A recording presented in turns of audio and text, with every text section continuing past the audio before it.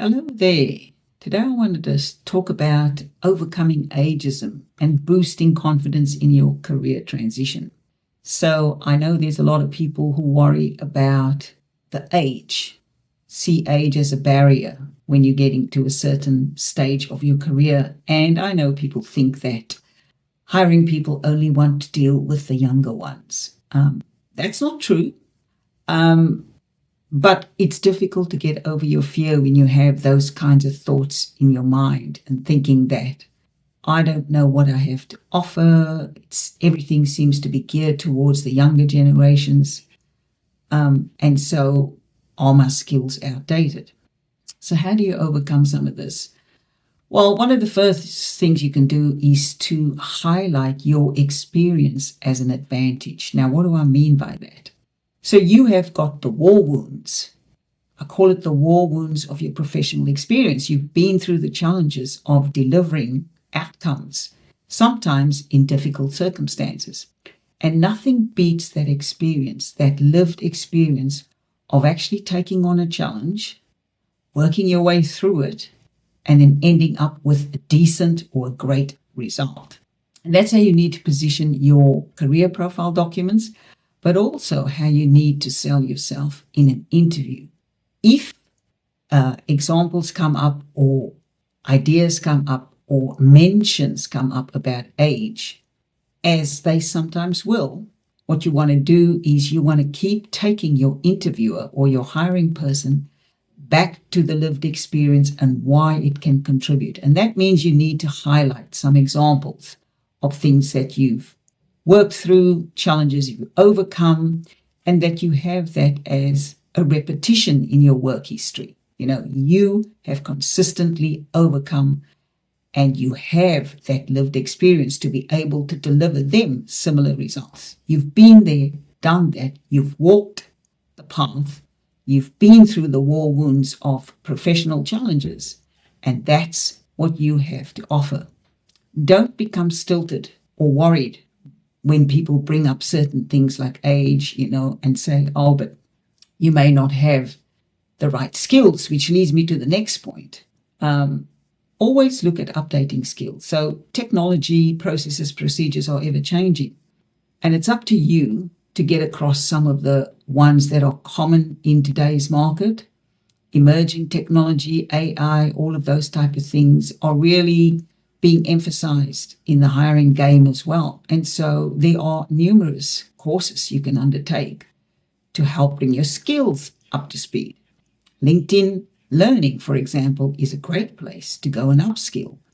And if you have the premium membership of LinkedIn, then a lot of that learning is free. And you can get really up-to-date courses completed on LinkedIn Learning in the areas of emerging technology, but also in the areas of leadership, of emotional intelligence skills. All of those things are available to you in the world of the internet. You don't necessarily need to go back to a formal university or a formal education institution. You can upskill through digital platforms, online platforms, and so on. And it's about highlighting in interviews and even on your career profile documents that you are open to growth, that you are a never-ending learner. That's always going to be valued and cherished by hiring people. Get good at networking across generations. So we can learn from everyone around us. People younger than us, people our age, people older than us. People have various perspectives on life and can teach us so many things. I found when I was making transitions that my people that often reported to me that were younger than me were as good and as useful to me as those who were ahead of me. Because people are always finding roles, opportunities, and if you form great networks and great relationships with people in your places of work, but also in your personal life, when opportunities come up, if you've been someone that's supportive, that's giving, that's willing to network, that's willing to open networks and share networks, others will do the same for you. So get really good at networking across generations. Don't be limited, and don't think that only a certain type of person or a certain level of professional, for example, a C-suite professional or a senior to mid-level manager, is the only type of person that can help you.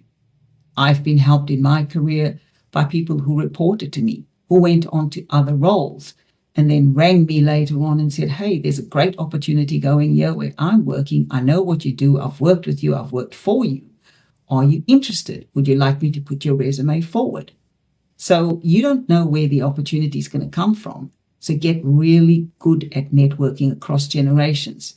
And then the last point, or the last tip I have, is embrace a growth mindset. Stay open to learning. You know, there are so many things or avenues for us to learn from. These days, the podcasting platforms are all the rage at the moment. Broaden your mind by listening to diverse professionals and to diverse people.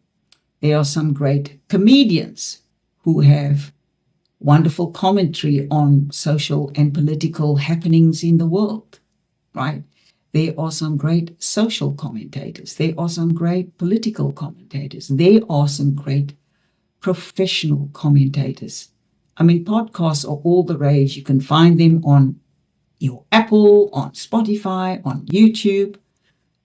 So many diverse opinions. And I think, and I've certainly seen that the broader we are in our listening or in our reading, the broader our growth mindset is. And that's really, really important. I think when we get to, I consider myself a grey hair. My partner calls those of us who are at midlife years grey hairs now. Yeah, I've dyed mine. I'll be honest. I'll admit that I've dyed mine. Not ready yet for the full grown grey hair. So every few weeks, I just put a bit of a color through mine. Anyway, I'm digressing. What I'm saying is sometimes we can become set in our ways and we don't open our minds to diverse opinions, diverse viewpoints, diverse knowledge. But all of that matters if you want to continue to grow and to grow hugely in your career, or you want to contribute in the later years of your career or in the midlife years of your career. You're going to be working with a diverse set of people, no matter where you go. And so it's really important to embrace that growth mindset. And the best way to do that is to be open to diverse learning, whether it's through podcasting, through audios that you listen to, or through books that you read, or through subjects that you end up going to learn about on YouTube or any of those social channels. So in summary, my 4 key points in overcoming ageism and boosting your confidence is to highlight your experience, constantly bring someone, especially hiring people, back to your experience, your real world, real professional experience, and how that can be an advantage and how you contribute with that experience. Update your skill set, so be open to learning.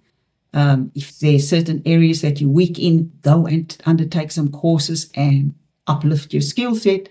Network across diverse generations and embrace a growth mindset. So if you want to become confident and comfortable in having your great experience turn into your asset, feel free to book a 15-minute chat with me.